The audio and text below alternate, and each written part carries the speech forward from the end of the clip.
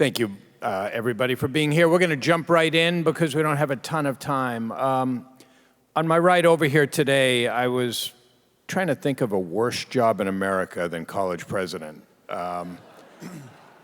What I came up with is shrimp fisherman in Alaska in January and Marjorie Taylor Greene's press spokesman. What does it feel like in this moment? Dr. Pine, start us out here. What goes on in your day? What goes on in your mind? Did you sign up for this? I signed up for it, just to be clear. I think in every era in higher education, there are always different types of challenges. We are particularly facing some unique challenges that are unique to our industry, but not that much different than what others have faced. And I think some of these trends in higher education that we're seeing started with the public's opinion about higher education, had been dwindling over the last decade. And they were focused on some issues that the administration is concerned about. And it's not just the research and development, and we've all known this to be true. One of them is affordability, access to our institutions, or affordability, accessibility, ability to achieve outcomes for our students in terms of placement, graduation rates.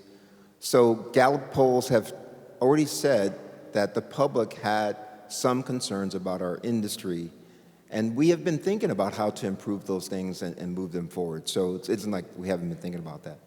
I think in the most recent time period, especially as it relates to research and development, I think it's just been, hey, we are really important to the ecosystem of the United States and to the state of Maryland, and very valuable in the work that we do at our four member institutions for the state.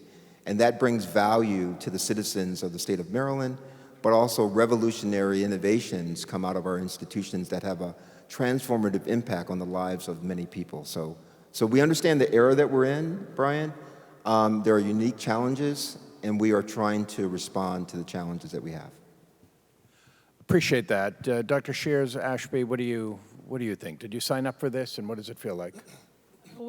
I absolutely did sign up for it.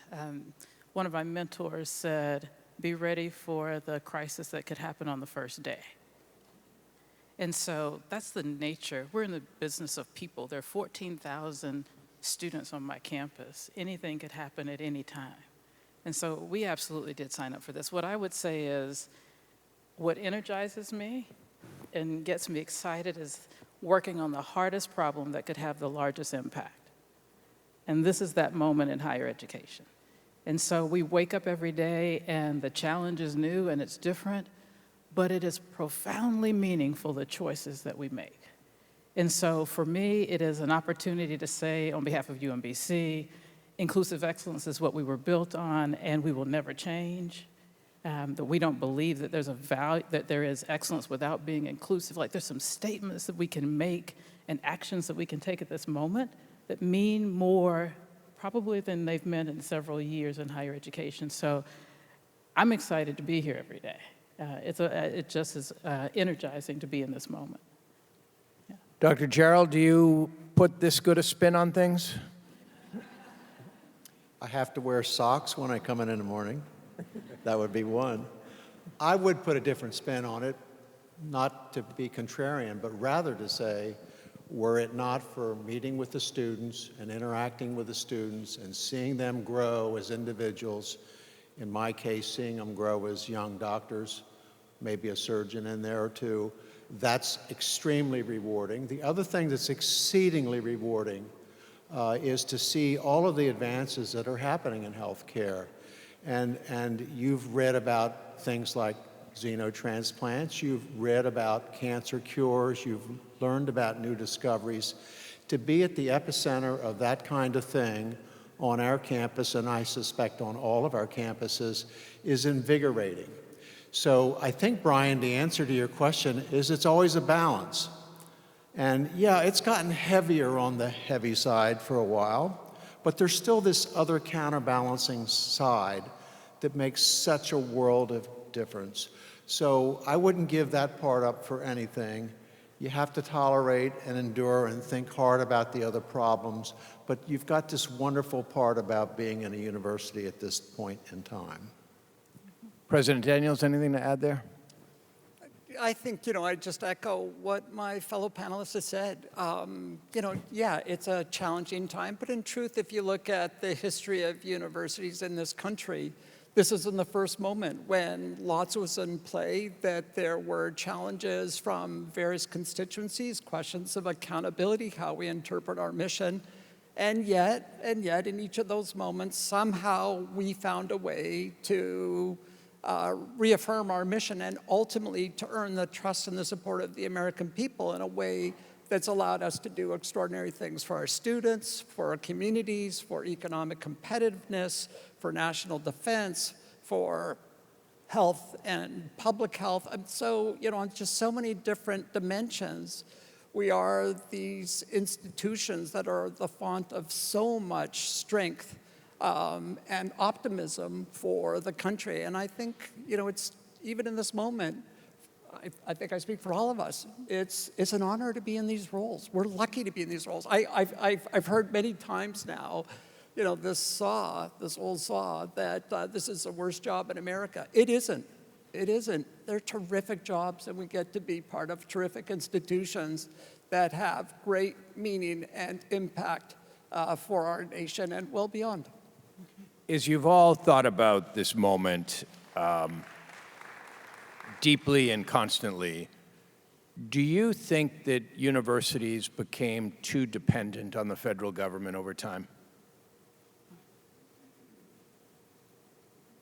Well, why don't I jump Anybody. in, given that it's an open question? So it starts with the reality that Johns Hopkins is the most dependent on federal research funding of any university in the country. It amounts to 50% of our total budget. That's in part because of the inclusion of the Applied Physics Lab, which, as you know, is a major defense research organization. And the truth of the matter is, of course, we're now saying that this dependence, particularly as we have an administration that is rethinking in a fundamental way the relationship, the partnership, the compact that exists between American universities and the federal government, of course that represents an extreme moment of vulnerability for us. But having said that, again, I think it's captured a bit of what Darrell was referring to a moment ago. If you look back since the creation of the compact at the end of the Second World War with Vannevar Bush's idea of this extraordinary impact that America's research universities could have on promoting the national welfare, for 80 years, it has worked extremely well. And the bounty of that relationship has fueled so much progress in this country and has really made us the envy of the world. I know this as a Canadian. I moved to the United States largely because of not just the level of investment, but the commitment to excellence that was manifested in the research compact, and again, the things that have been derived from that. So as difficult as that dependence is, you gotta believe, particularly as we're thinking about national competitiveness, we're thinking about geopolitical competition with China, among other countries, ultimately, there's going to be this moment, and we're starting to see it, where there's a recognition on the part of the American public. Yes, there's things that we want America's research universities to do differently, but we don't want to throw the baby out with the bathwater. We need these institutions to be strong and to continue to discharge their responsibilities to the public interest. So I'm fundamentally optimistic that we're going to get through this period, and this dependence that we've had will ultimately allow us to see this in positive terms, and we continue to discharge that responsibility. So we'll talk in a minute about what it will look like when we do get through this period, but right now we're in this period. None of you have faced the full frontal assault of this administration in a way that Harvard or Columbia or other universities have. And I'm trying not to make eye contact with you, President Daniels, when I say that, but you still all faced I'm imagining cuts of a different sort in funding. Can you walk through what funding means to your respective institutions and then what the ripple effect looks like in a region like Baltimore? Dr. Shears Ashby. Sure. So I'll give you a very specific example for UMBC. So of the universities sitting here, we are the newest research one, which is the highest level research institution. So we're the newest in the state. So we've been a Research One institution for about a little more than 3 years now. But one of our major efforts is with NASA. So we are number 10 in funding nationally for NASA. And one of our efforts is that we have one of only three instruments that's supposed to go up on the Artemis 3 mission, which is the next crewed mission to land on the moon since Apollo. The only one of three. So we have a significant, decades-long relationship with NASA Goddard. We have 300 researchers, faculty and staff at NASA Goddard working with our students on these projects. And if NASA Goddard is at risk, so is this work. This work is not just about the experiment, it is about what the experiment is going to do. It is for examining climate change and environmental studies. And so this is the level of experiment and research that is at risk when these cuts are made. Dr. Jarrell, I've heard you say we're at risk of losing an entire generation of scientists. What do you mean by that?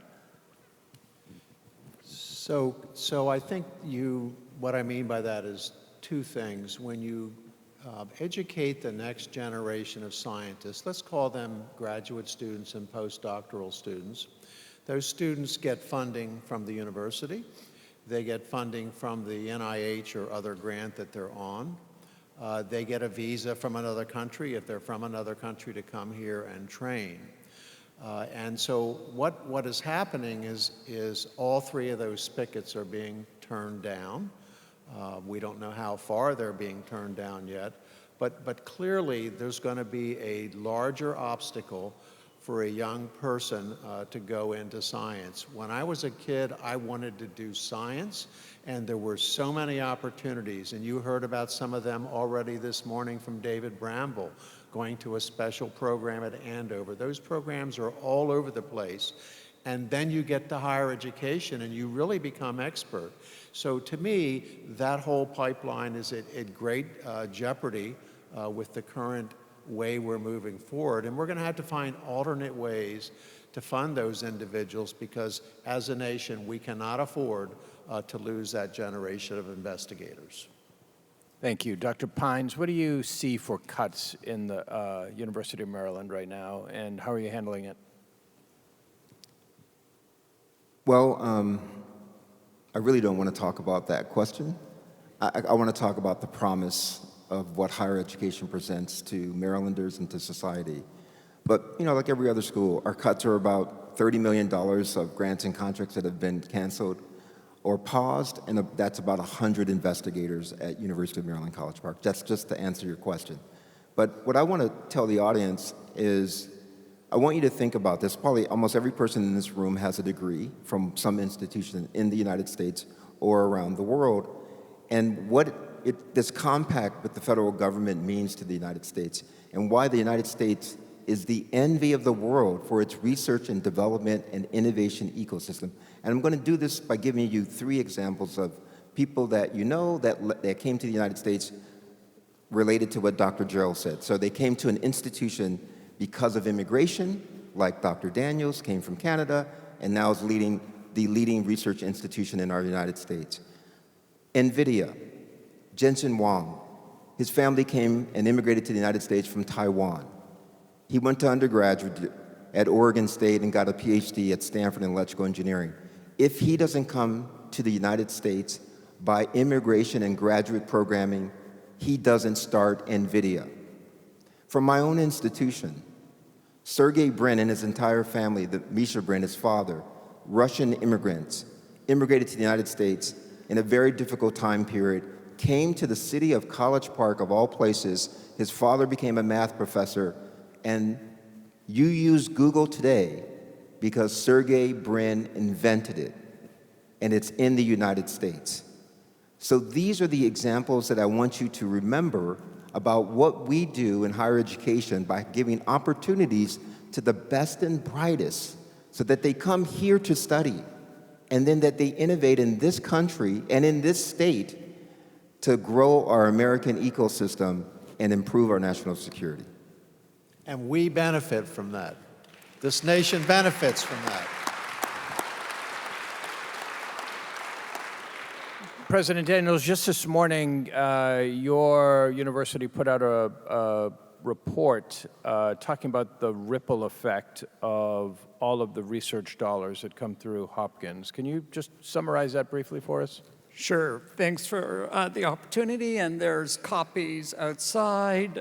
So this is my opportunity just to talk a little bit about this year's economic impact assessment, which is done by an independent agency, and it allows us in some sense to fulfill our responsibilities to the people of this city, but also the state at large, and to just gauge, evaluate how we're doing in terms of economic impact. And again, one of the things that as we talk about, as Daryl has so eloquently, all the derivative benefits that emanate from federal research investment in our faculty and students at our institutions, it's important not to lose sight of the just very clear, concrete economic benefits that derive to the communities of which we're part.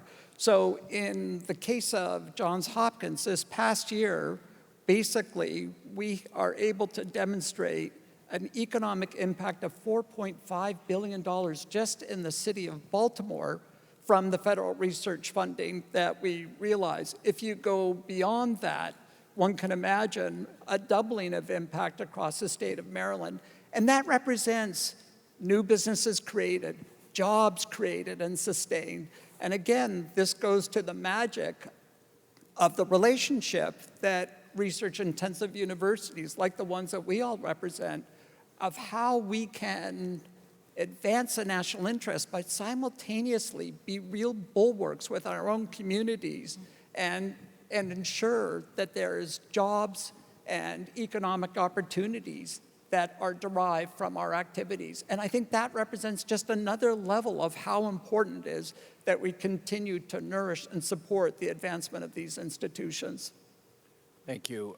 Dr. Shears Ashby, when you arrived at your institution, you were the first woman president, first black woman president. You talked very eloquently about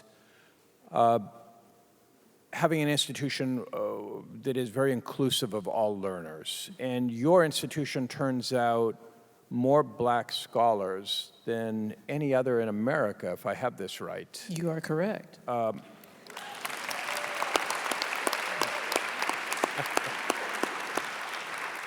going to need you to finish the rest of the phrase, though. So we turn out more black students who go on to get PhDs in the life sciences, math, and computing and engineering than any other place in the country. We also, for Dr. Gerald, we also produce more black students who go on to get MD PhDs. Some of them go to his university, and many come to Hopkins, absolutely. So we are providing talent to our colleagues here. So, I mean, I don't mean to be the dour one. You guys are in such great moods here. But what kind of threat are you under at this point? And you shake your head. Do you not feel the pressure on this? That's a multi-layered question, and I'm going to try to answer it as quickly as I can. So first of all, it is a privilege to be in the state of Maryland, where we are not fighting every day our legislators and or folks who are in Annapolis on our values and on our mission. We actually get to do our jobs every day, which is a beautiful thing. So it is a wonderful thing to be in a state where I can say there is no excellence unless it is inclusive, right? Nobody's challenging our academic freedom or what we teach or the courses we teach or who's coming to our institutions. So that's the privilege that I have of being in the state of Maryland. So let me just say that. And I made a great choice. I came here from North Carolina. I'll just leave it there.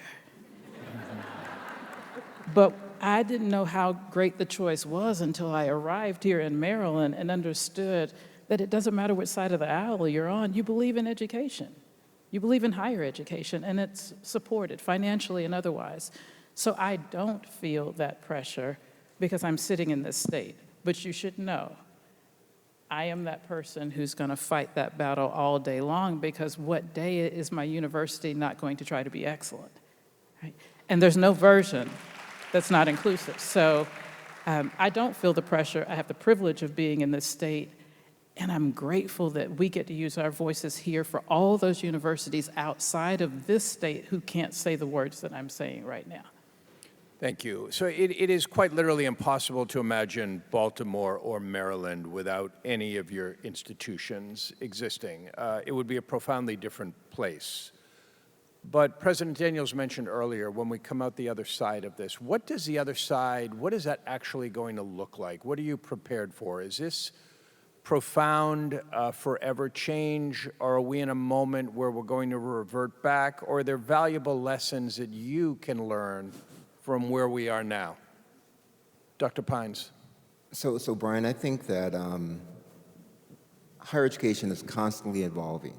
And I'll just give you a couple of examples, and the audience probably will remember this. In 2012, there was this movement called Massive Open Online Courses, called MOOCs.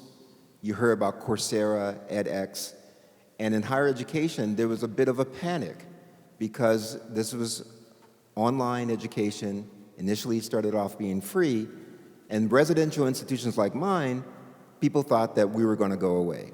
That didn't happen. So I give you that example because higher education always sees challenges. How many of you saw ChatGPT in November of 2022 coming? Raise your hands. I see one person. Were you working on large language models or something? But most people didn't see it. But today, it's part of what we do too. So as we deal with what the new compact that will emerge from this administration, we will adapt, but we will still always add value to society in the work that we do. No one in this room cannot say that students who come to our institutions, lives are not transformed, and then they go off and do great things. So that is the promise of what we do, and we will continue to do that.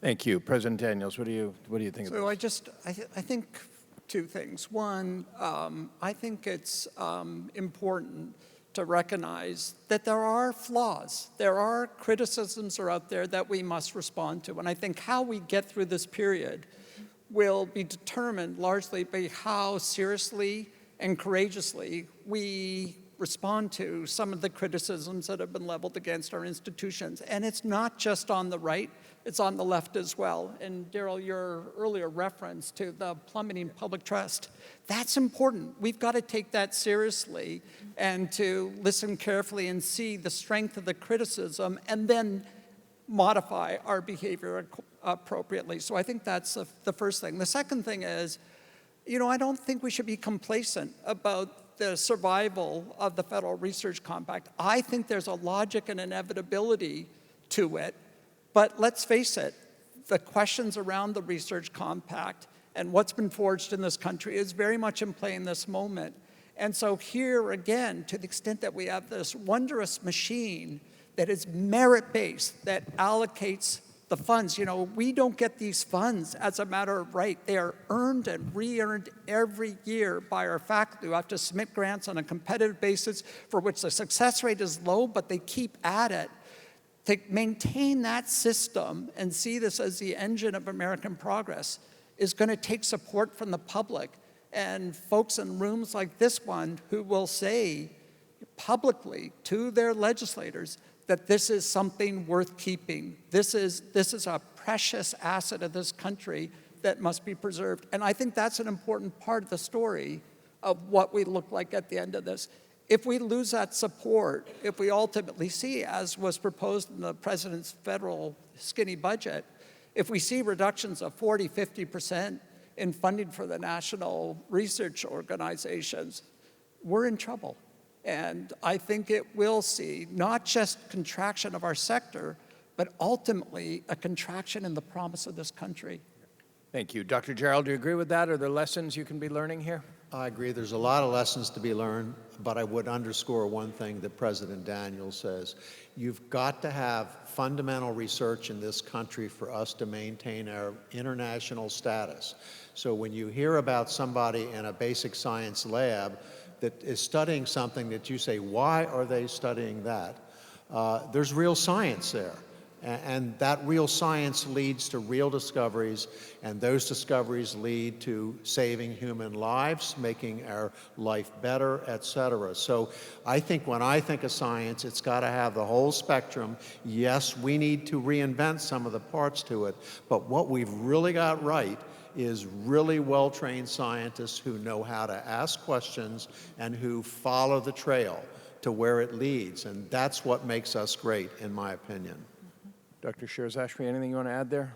I would just add, we cannot, going back to Daryl's earlier point about the talent that we are producing, we just cannot underestimate what this would mean for the talent loss and the ideas. And just to summarize what I've just heard about basic research, I'll give you one quick example.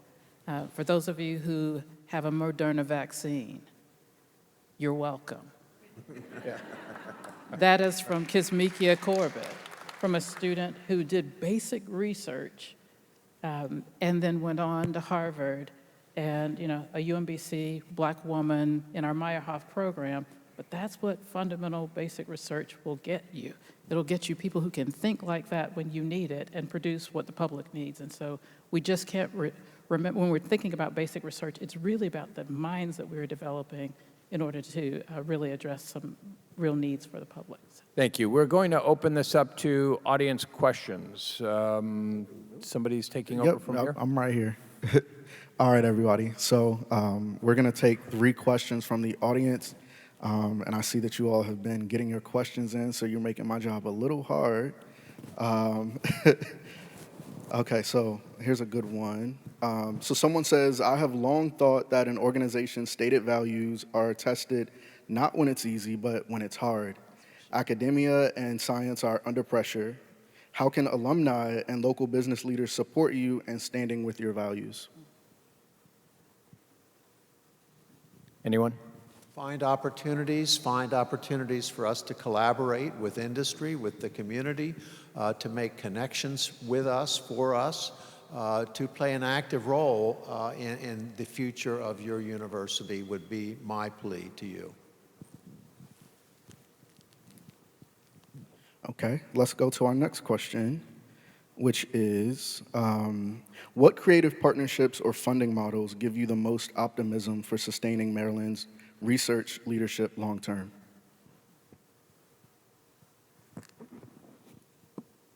Well, I think there's not one set model, but I think what you've heard from a number of us today is, as much as we're determined to maintain the level of federal support for our research mission, even before the shift in administration, we were always looking for and open to collaborations with industry, with foundations, with state government. I mean, I think it's really interesting, what we see in other states in the union right now. $400 million invested by the state of Massachusetts recently in preserving and strengthening the research system in that state. There's a proposal, multi-billion-dollar proposal that's underway now in California. I think, again, as difficult as the financial circumstances are for the state right now, this is a moment that's really clarifying. And again, I think the opportunity to think about the ways in which the state can help us through this period and not only make up for some of the loss in funding that we are experiencing from the federal government, but nurture other ties across our institutions with industry in an effort to catalyze economic activity within the state. I think this is an important moment to think anew some of those possibilities. We've done that in the past across our institutions with previous administrations. We would welcome the opportunity to do this with the Moore administration as well.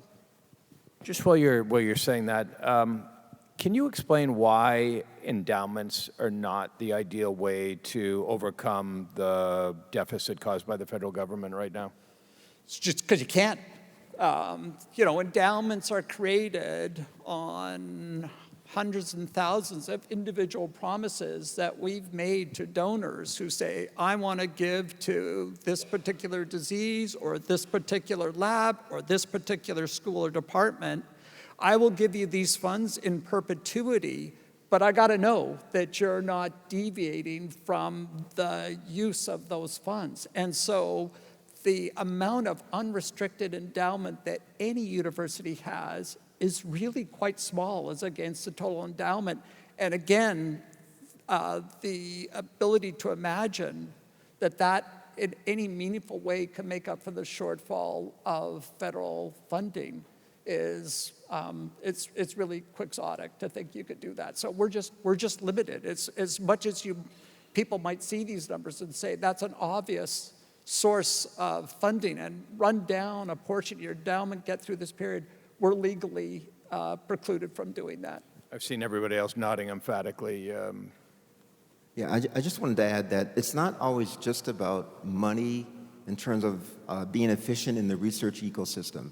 So I just want to give two examples. One, as a convener, you could bring the right parties together to advance a strategic interest of research. You know, the example is the Army Research Lab convened a meeting more than a decade ago now just on how we could enhance collaborations on lithium-ion battery technology. And because of that open campus solution where they brought teams of researchers from across the United States and corporations and other government labs, the state of Maryland now has 3 startups that are advancing lithium-ion and battery technology that may actually revolutionize how that industry goes forward. And it started with no money, just a convening and a collaboration. So I think, you know, it's not just money, it's how we do things a little bit more effectively and efficiently. So I like the plea for convening, but boy, it goes so much further when there's some money on the table as well. So, you know. I will not argue with my colleague. All right, well, let's thank our panelists one more time, as well as Brian. And as they get set to leave the stage, I also want to thank Southwest, our partners. Thanks to them, we're giving away gift cards, Southwest gift cards. I'm a little jealous of our lucky winners who I'm about to announce. So when you hear your name, you can come find me. And please don't beat me up if I mispronounce your name. So first we have Dara Johnson, Taylor Singletary, and Abby Marco. So I'll be up here.